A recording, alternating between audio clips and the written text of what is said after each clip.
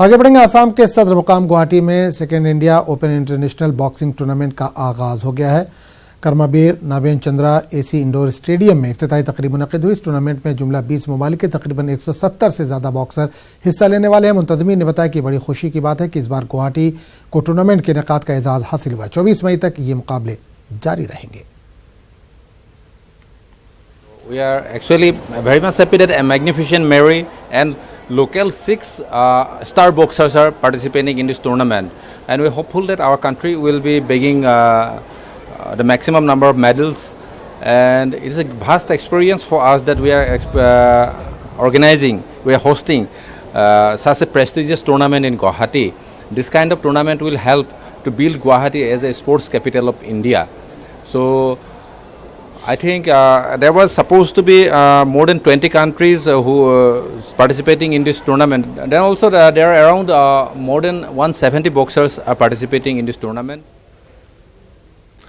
महाराष्ट्र के Thane municipal corporation में कानून की धज्जियां उड़ाई जा रही हैं। गुज़िश्ता 7 वर्षों से यहां इख्तिदार में बैठे लोग मनमानी कर रहे हैं। ये इल्जाम एनसीपी एमएलए जितेंद्र औहाड़ ने एक प्रेस कॉन्फ्रेंस में आयद किया। म्यूनिसिपल कॉरपोरेशन में गुज़िश्ता रोज झैली कमेटी तश्कील दी गई, जिसमें शुदा मेंबरान को लेकर एनसीपी ने एतराज जताया था, लेकिन शिवसेना के डिप्टी मेयर ने इनकी एक न सुनी और कमेटी तश्कील दे दी, जिसको लेकर एनसीपी ने इन पर मनमानी करने और ओहदे का गलत इस्तेमाल करने का इल्जाम आयद किया। नगर पालिका में पिछले 7 सालों से जो कुछ हो रहा है असंवैधानिक और कानून की कोई कक्षा में नहीं बैठता है। पद पे बैठे लोगों ने उसका गैरोपयोग कर लिया है। वो जिम्मेदार लोग हैं, संविधान का सम्मान करना उनका फर्ज बनता है, पर अपने पक्ष के हित में ना वो संविधान का फिक्र करते हैं ना किसी कानून का।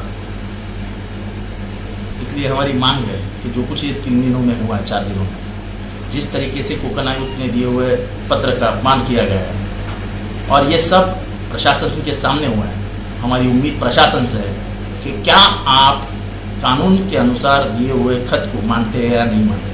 अगर नहीं मानते तो फिर वो खत लीजिए और कचरे के डब्बे में फेंक दीजिए।